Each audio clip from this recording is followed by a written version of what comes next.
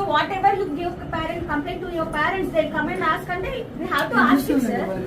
See, even if it's your daughter, will you accept it? Even if it's your daughter, will you accept it, sir? No, right? Then how can you beat my daughter? Just for talking in Telugu? Okay, my daughter has done a mistake talking in Telugu. Is that the way to punish her, sir? Is that the way to threaten her, sir?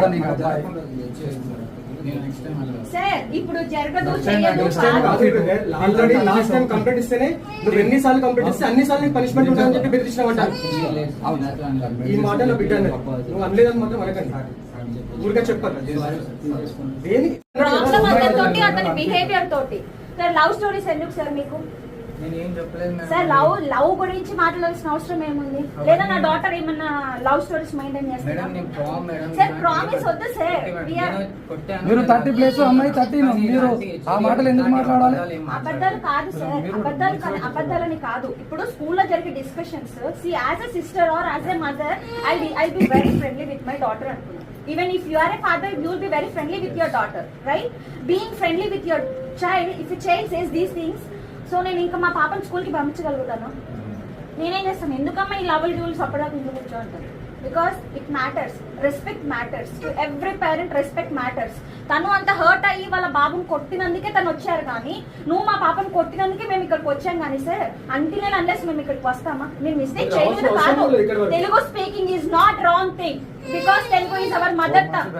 Might be anything sir.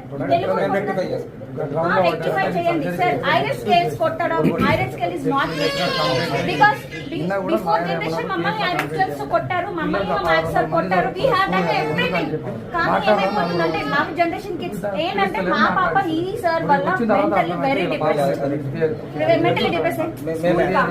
Parent బాధ అర్థమవుతుందా sir మీకు? చదవడం వద్దు, only because of this useless fellow.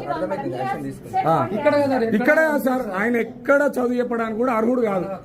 నేను sir ఏమనుకోనంటే ఒక మాట, వాడు బర్రెగా సమయానికి వస్తాడు, బర్రెని అయితే కొట్టనీకి వస్తాడు, పిల్లల్ని కొట్టొద్దు. అర్థమైనా సార్? బెటర్ గో టు అదేంది మన డైరీ ఫామ్ పెట్టుకో. నువ్వు పనికిరావు. సారీ ఎందుకు? బుద్ధి ఉండాలి నీకు ఉపాధ్యాయుడి స్థానంలో ఉండి.